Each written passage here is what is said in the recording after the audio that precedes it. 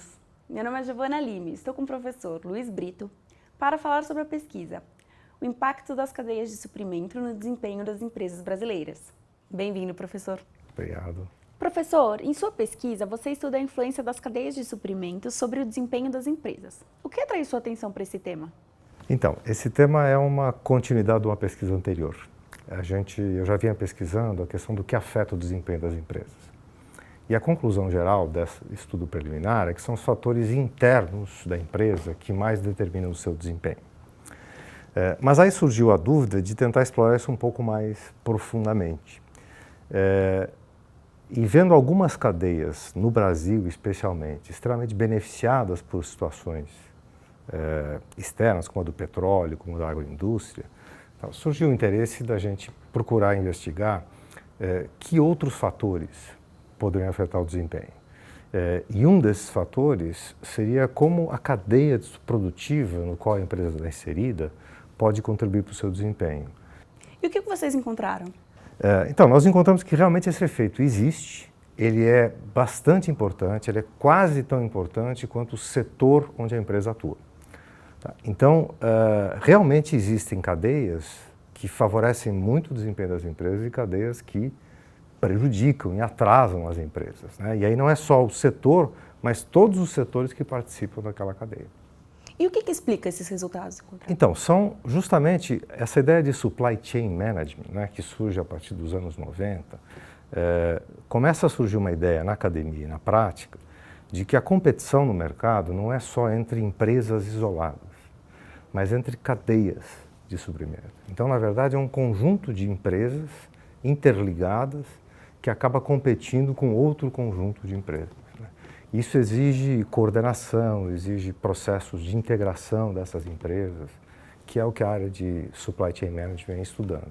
Então, esse estudo comprova de que realmente isso aí traz diferenças para o desempenho. Professor, você poderia dar um exemplo de uma cadeia de suprimento? Então, por exemplo, se nós pegarmos uma grande empresa brasileira, a Petrobras, ela tem uma gama de fornecedores que dependem dela. Então, quando a Petrobras vai bem, na verdade, vários dos seus fornecedores também se beneficiam disso em termos de crescimento, em termos de lucratividade. Um outro exemplo disso são as cadeias agroindustriais.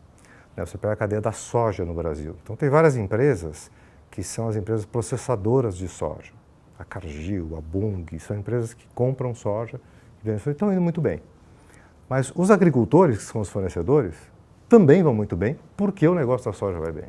E quem fornece adubo para o agricultor também se beneficia disso. Então, esse é um exemplo assim, de uma cadeia como ela pode estar interligada, né?